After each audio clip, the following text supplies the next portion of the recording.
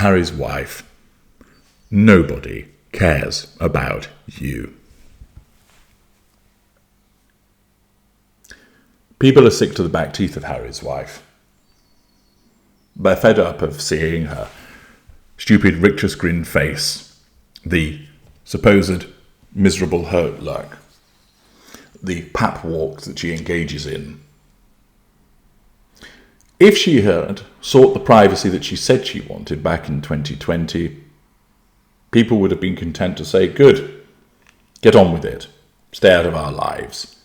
But she doesn't, because she keeps popping up, and that causes people to comment, which is precisely what she wants, because it's fuel. But unfortunately for her, and also mystifying for her, is the repeated criticisms that she receives. She cannot understand why so much of what she does meets with criticism. And the reasons for that are twofold. One, many of the things that she does do objectively merit criticism. And two, unfortunately for her, there is a degree of bias against her, because as a consequence of her existing behaviours, people now invariably look for fault in what she does. This is a human trait. When you meet somebody for the first time, you will make judgments about them, often subconsciously. But generally speaking, you don't have any history with regard to this person, so you'll approach them with a relatively open mind.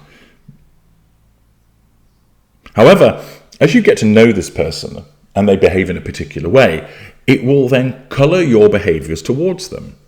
So, for example, if this person is always polite and courteous to you, reliable, kind, trustworthy, then you will invariably like them, and your behaviour towards them will be affected by the way that they have behaved towards you.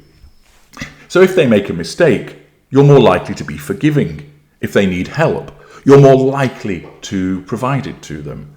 If they try and explain something to you, you're more likely to believe them. However, if this individual repeatedly lets you down, talks about you behind your back, is insulting to your face, borrows things and never returns them, scrounges money from you, and is generally a pain in the butt, then that again is going to frame your behaviour towards them in the future so that you are less likely to help them, less likely to believe what they have to say, more likely to look at them with a degree of cynicism. And that is what has happened to Harry's wife. She, of course, cannot accept that.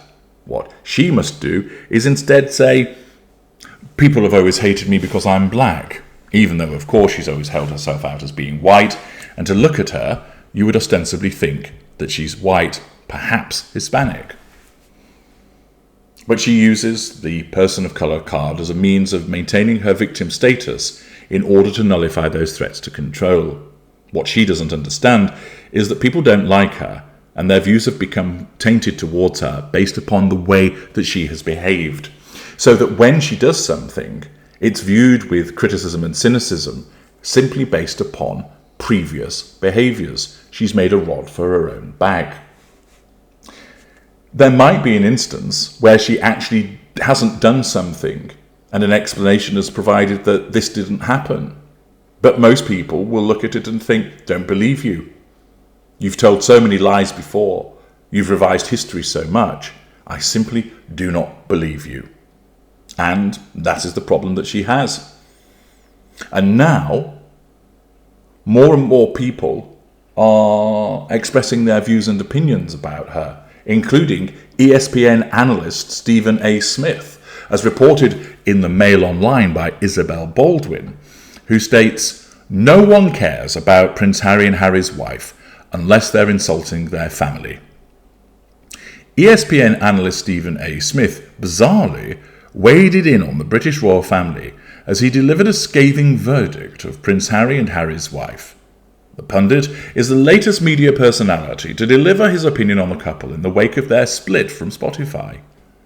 Top Spotify executive and former ESPNer Bill Simmons labelled Harry and Harry's wife fucking grifters after the Sussexes split with the music streaming giant. Now Smith, speaking on his self-titled podcast, claimed no one is interested in the couple unless they are making headlines with their feud with the royal family.